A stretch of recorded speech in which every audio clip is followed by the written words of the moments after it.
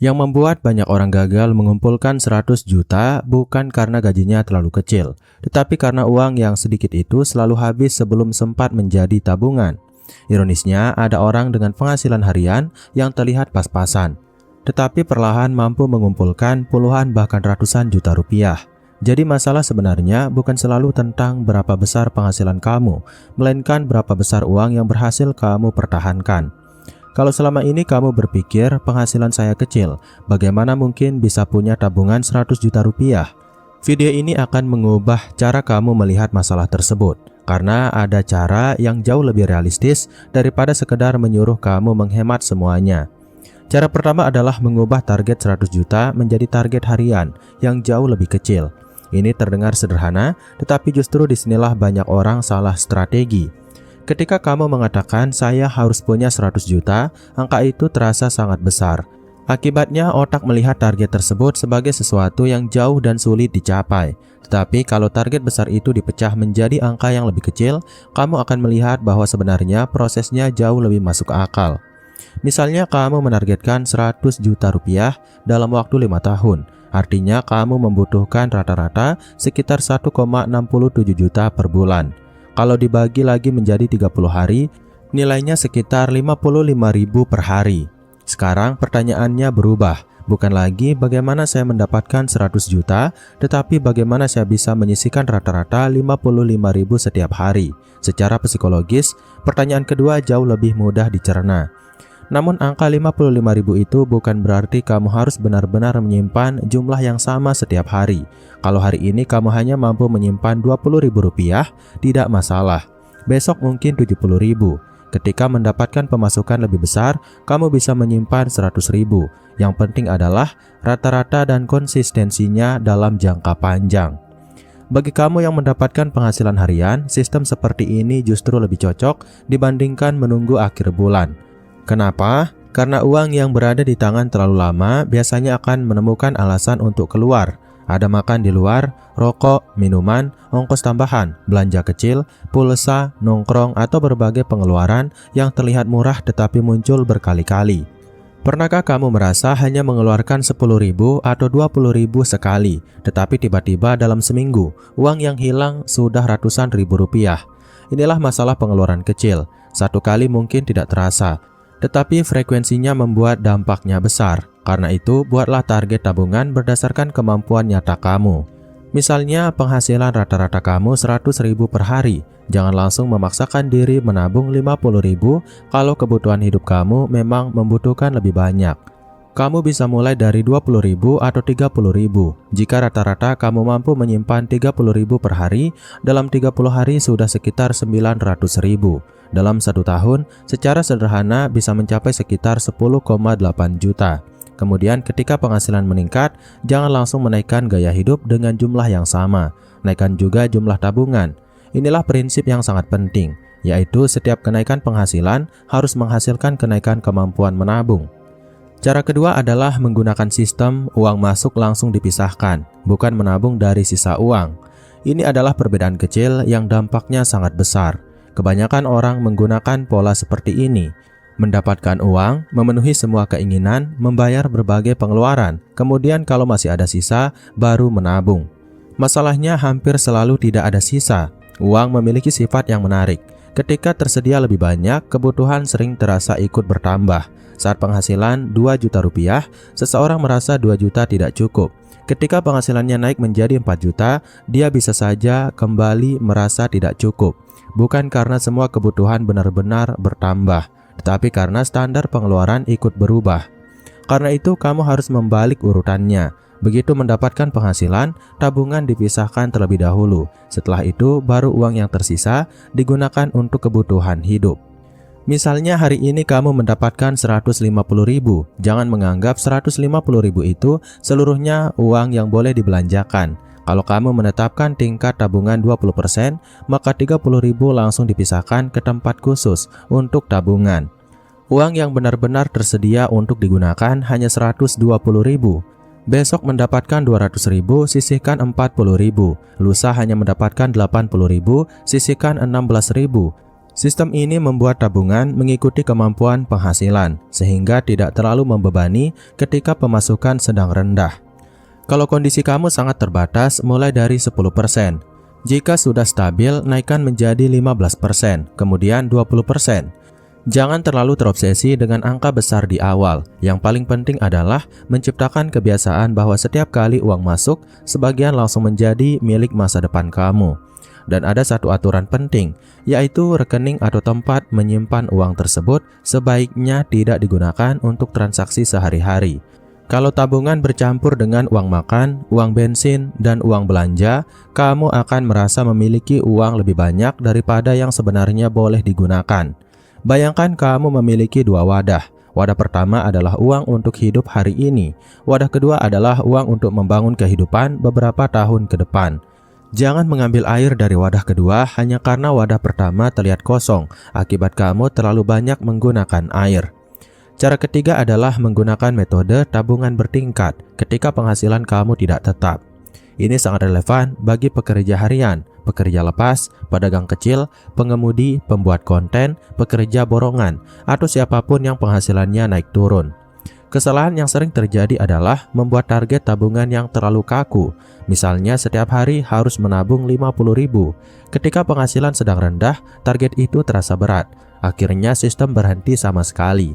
Lebih baik gunakan 3 tingkat. Ketika penghasilan sedang rendah, kamu menggunakan tingkat minimum. Misalnya cukup menyimpan 10.000 sampai 20.000. Ketika penghasilan normal, naik menjadi 30.000 sampai 50.000. Ketika mendapatkan penghasilan besar, simpan 70.000, 100.000 atau bahkan lebih. Dengan cara ini kamu tidak perlu menghentikan kebiasaan menabung hanya karena pemasukan sedang buruk. Contohnya, seorang pekerja mendapatkan penghasilan antara 80.000 sampai 200.000 per hari. Dia bisa menetapkan aturan sederhana. Penghasilan di bawah 100.000 simpan 10%, penghasilan 100.000 sampai 150.000 simpan 20%, penghasilan di atas 150.000 simpan 30%. Perhatikan apa yang terjadi. Pada hari yang bagus, tabungan tumbuh lebih cepat. Pada hari yang buruk, tabungan tetap bergerak meskipun sedikit. Jadi tidak ada hari di mana kebiasaan tersebut benar-benar berhenti. Ini penting karena menabung 100 juta bukan permainan 1 atau 2 bulan. Ini permainan konsistensi selama bertahun-tahun. Kamu tidak membutuhkan kesempurnaan. Kamu membutuhkan sistem yang tetap berjalan ketika keadaan sedang tidak ideal. Bahkan kalau suatu bulan target kamu gagal tercapai, jangan menganggap semuanya gagal. Misalnya target bulanan kamu 1 juta, tetapi hanya berhasil menyimpan 700.000.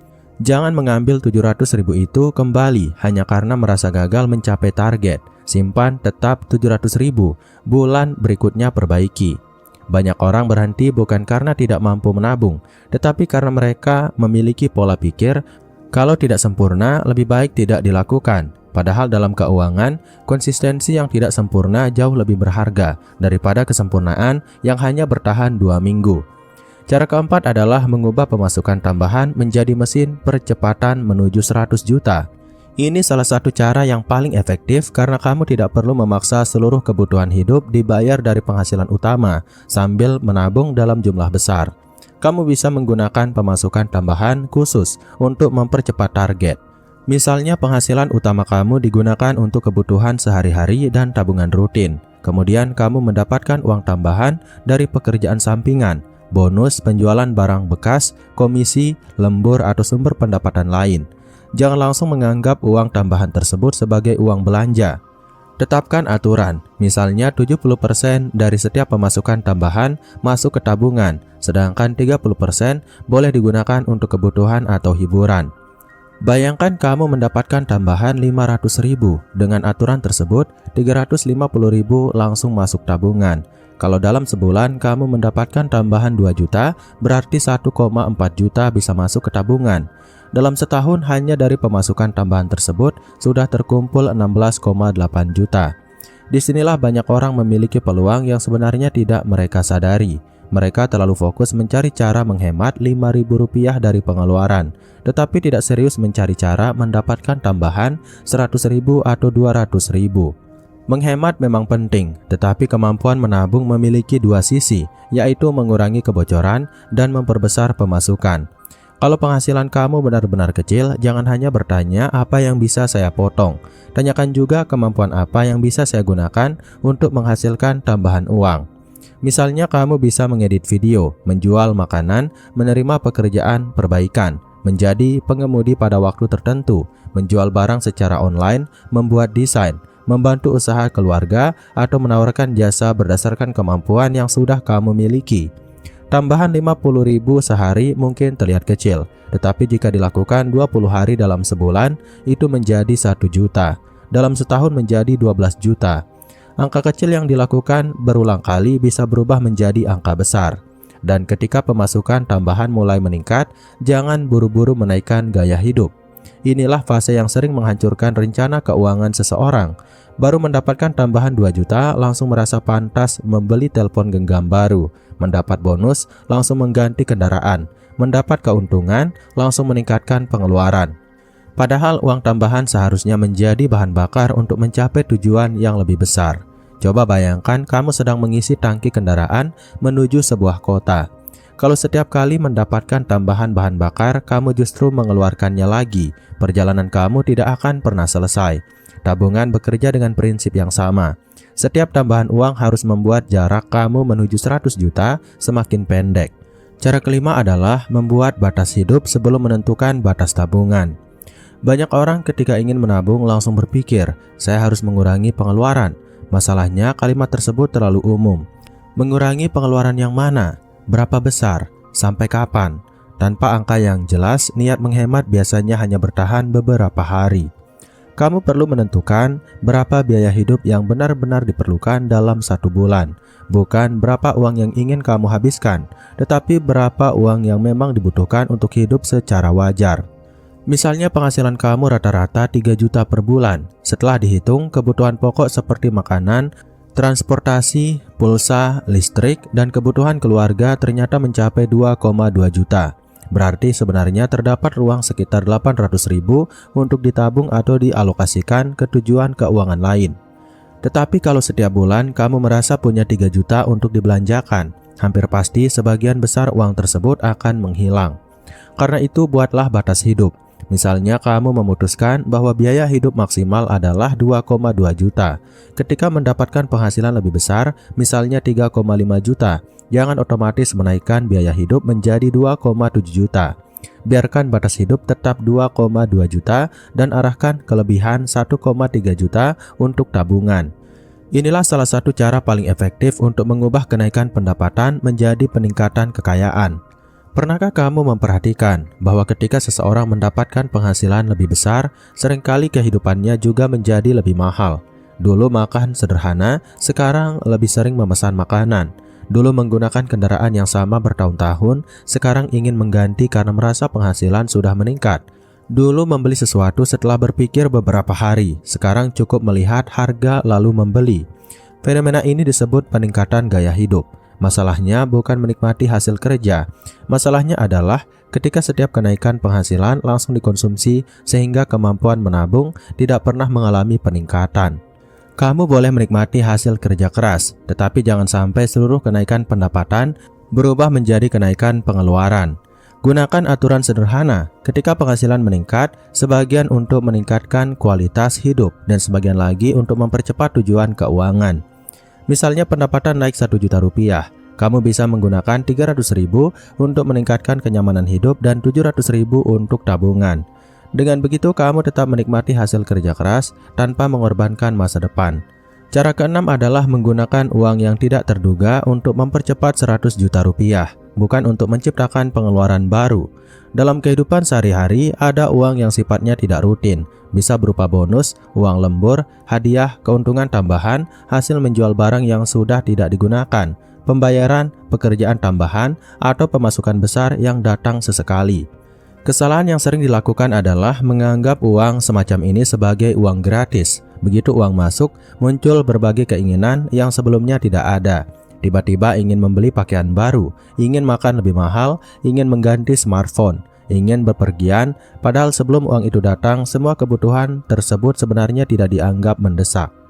Karena itu, buat aturan khusus untuk uang tidak terduga. Misalnya setiap menerima uang tambahan, 80% langsung masuk ke tabungan 100 juta dan 20% boleh digunakan untuk diri sendiri. Dengan cara ini kamu tetap mendapatkan kepuasan, tetapi sebagian besar uang tersebut tetap bekerja untuk tujuan utama. Bayangkan seseorang memperoleh bonus 5 juta setahun sekali. Kalau 80% ditabung, berarti 4 juta langsung menambah aset. Dalam 5 tahun, bonus saja dapat memberikan tambahan 20 juta rupiah, belum termasuk bunga atau hasil pengembangan dana dan tabungan rutin.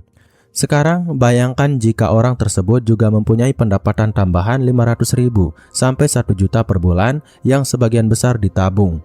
Target 100 juta akan semakin dekat. Inilah alasan mengapa kamu tidak boleh hanya melihat nominal kecil yang kamu miliki hari ini. Kamu harus melihat seluruh aliran uang yang mungkin masuk selama beberapa tahun ke depan. 100 juta jarang berkumpul dari satu ember. Biasanya angka tersebut merupakan gabungan dari tabungan harian, pemasukan utama, pendapatan tambahan, bonus, keuntungan usaha, dan uang yang berhasil kamu tahan agar tidak berubah menjadi konsumsi. Dan ada satu kebiasaan sederhana yang sangat membantu, yaitu setiap kali mendapatkan uang tidak terduga, jangan langsung menggunakannya. Beri jeda setidaknya 1 atau 2 hari sebelum mengambil keputusan. Jeda ini membuat kamu memiliki kesempatan untuk membedakan antara kebutuhan dan keinginan. Cara ketujuh adalah membuat tabungan 100 juta menjadi sistem otomatis yang tidak bergantung pada motivasi. Ini mungkin cara yang paling penting dari semuanya. Motivasi itu berubah-ubah. Hari ini kamu bisa sangat bersemangat, kamu melihat video tentang keuangan, menghitung target, membayangkan memiliki 100 juta, lalu berjanji mulai besok akan hidup hemat. 3 hari kemudian kamu lelah bekerja, kamu melihat makanan yang kamu sukai, kamu membeli. Minggu berikutnya ada ajakan teman, kamu ikut. Sebulan kemudian kamu melihat saldo tabungan dan ternyata hampir tidak berubah. Masalahnya bukan kamu malas, masalahnya adalah kamu mengandalkan keputusan setiap hari. Sistem yang baik membuat keputusan penting dilakukan sekali, kemudian dijalankan berulang kali. Misalnya setiap menerima pembayaran, langsung pindahkan persentase tertentu ke rekening khusus. Kalau menggunakan rekening bank, pisahkan rekening tabungan dari rekening transaksi. Kalau memungkinkan, jangan gunakan rekening tabungan tersebut untuk pembayaran sehari-hari. Dengan demikian, kamu tidak perlu setiap hari bertanya, hari ini saya menabung atau tidak. Sistem sudah menjawabnya. Jika mendapatkan 100.000 dan aturan kamu adalah menyimpan 20%, maka 20.000 langsung masuk tabungan. Kalau mendapatkan 250.000, 50.000 masuk tabungan. Kalau mendapatkan 500.000, 100.000 masuk tabungan. Sederhana tetapi sangat kuat. Kemudian, buat satu aturan tambahan, yaitu jangan mengambil tabungan tersebut kecuali untuk keadaan yang benar-benar sesuai dengan tujuan yang sudah ditentukan. Ini penting, karena tabungan yang terlalu mudah diambil sebenarnya bukan tabungan, melainkan saldo menganggur. Kamu juga perlu memisahkan antara tabungan tujuan dan dana darurat. Jangan menjadikan target 100 juta sebagai satu-satunya uang yang kamu miliki. Karena kalau suatu hari motor rusak, kehilangan pekerjaan, keluarga membutuhkan biaya mendesak, atau ada kebutuhan penting lainnya, kamu akan tergoda membongkar tabungan 100 juta yang sedang dibangun. Idealnya sebelum terlalu agresif mengejar target, kamu memiliki dana darurat yang terpisah sesuai kondisi masing-masing. Tujuannya sederhana, yaitu masalah kecil tidak menghancurkan rencana besar. Sekarang mari kita lihat bagaimana 7 cara ini bekerja jika digabungkan. Misalnya kamu mendapatkan rata-rata 100.000 per hari selama 25 hari kerja dalam 1 bulan. Pendapatan bulanan sekitar 2,5 juta. Kamu kemudian menetapkan tabungan dasar 15%. Berarti sekitar 375.000 per bulan masuk ke tabungan. Jumlah ini memang belum membuat kamu merasa dekat dengan 100 juta rupiah. Kalau hanya mengandalkan 375.000 per bulan, kamu membutuhkan waktu yang sangat panjang. Tetapi disinilah cara keempat, kelima, dan keenam mulai berperan. Kamu kemudian mencari pemasukan tambahan 500.000 per bulan. Dari jumlah tersebut, misalnya 70% atau 350.000 masuk ke tabungan. Sekarang, total tabungan bulanan menjadi sekitar 725.000. Kemudian kamu berhasil menekan beberapa pengeluaran yang tidak penting sebesar 200.000 per bulan, dan seluruhnya dialihkan ke tabungan. Total menjadi sekitar 925.000 per bulan. Kalau rata-rata ini bisa dipertahankan, dalam setahun kamu berpotensi mengumpulkan sekitar 11,1 juta. Dalam 5 tahun sekitar 55,5 juta. Belum menghitung kemungkinan kenaikan pendapatan, tambahan bonus, uang tidak terduga, maupun hasil pengembangan dana. Artinya perjalanan menuju 100 juta bukan sesuatu yang harus selesai hanya dengan satu cara. Kamu bisa memperbesar tabungan secara bertahap seiring bertambahnya kemampuan. Misalnya tahun pertama rata-rata 900.000 per bulan, tahun kedua meningkat menjadi 1,2 juta, tahun ketiga menjadi 1,5 juta, tahun keempat 1,8 juta, tahun kelima 2 juta. Jika kemampuan menabung terus meningkat seperti itu, target 100 juta menjadi jauh lebih realistis. Yang perlu kamu pahami adalah target 100 juta bukan perlombaan siapa yang paling cepat mengumpulkannya. Ini adalah proses membangun kemampuan finansial. Kalau kamu memaksakan diri menabung terlalu besar sampai kebutuhan pokok terganggu, sistem tersebut kemungkinan besar tidak bertahan. Sebaliknya, kalau kamu terlalu nyaman dan hanya menabung ketika ada sisa, target akan bergerak sangat lambat. Kuncinya adalah mencari titik tengah, yaitu hidup tetap layak, tetapi masa depan tetap mendapatkan bagian. Ada juga satu perubahan pola pikir yang sangat penting. Jangan menganggap menabung sebagai hukuman. Menabung bukan berarti kamu tidak boleh menikmati hidup. Menabung berarti kamu memilih untuk tidak menghabiskan seluruh hasil kerja hari ini karena kamu sadar bahwa kehidupan kamu beberapa tahun ke depan juga membutuhkan uang. Ketika saldo tabungan baru 1 juta, jangan meremehkannya. Itu adalah bukti bahwa kamu mampu menahan sebagian penghasilan. Ketika menjadi 5 juta, itu bukan sekedar angka. Itu adalah bukti bahwa sistem kamu mulai bekerja. Ketika menjadi 20 juta, kamu mulai memiliki ruang bernafas yang sebelumnya tidak ada. Ketika menjadi 50 juta, kamu sudah memiliki fondasi finansial yang jauh lebih kuat. Dan ketika akhirnya mencapai 100 juta, yang sebenarnya paling berharga bukan hanya uangnya. Yang lebih berharga adalah kemampuan yang kamu bangun selama proses tersebut, yaitu kemampuan mengendalikan pengeluaran, meningkatkan pendapatan, menunda keinginan, membuat keputusan dengan disiplin, dan mempertahankan uang yang sudah kamu hasilkan. Itulah mengapa saya tidak ingin kamu hanya mengejar angka 100 juta. Saya ingin kamu membangun sistem yang membuat 100 juta menjadi konsekuensi dari kebiasaan yang benar. Karena kalau kamu hanya mendapatkan 100 juta tanpa memiliki kemampuan mengelolanya, uang tersebut bisa kembali habis. Tetapi kalau kamu membangun kemampuan finansial yang kuat, setelah 100 juta tercapai, kamu sudah memiliki kemampuan untuk mengejar 200 juta, 500 juta, bahkan lebih. Dan ingat satu hal, jangan menunggu penghasilan besar untuk mulai menabung. Justru ketika penghasilan masih kecil, kemampuan mengelola uang harus mulai dilatih. Karena ketika penghasilan kamu nanti meningkat, kebiasaan tersebut akan ikut membesar bersama pendapatan kamu. 100 juta mungkin terlihat seperti gunung ketika kamu melihatnya dari bawah. Tetapi gunung tidak didaki dalam satu langkah, dia didaki melalui ribuan langkah kecil yang dilakukan terus-menerus. Begitu pula dengan uang. Satu hari 20.000, hari berikutnya 30.000, kemudian 50.000, sesekali 100.000, ditambah pemasukan tambahan, ditambah bonus, ditambah kenaikan pendapatan, ditambah kemampuan menahan gaya hidup. Semua angka kecil tersebut akhirnya berkumpul menjadi angka besar. Dan pada suatu hari, kamu mungkin melihat saldo rekening dan menyadari bahwa sesuatu yang dulu terasa mustahil ternyata sudah menjadi kenyataan. Dan mungkin itu dulu untuk video kali ini. Semoga video ini memberikan manfaat yang nyata untuk kamu, saya, dan kita semua. Sekian dari Jejolok. Wassalam.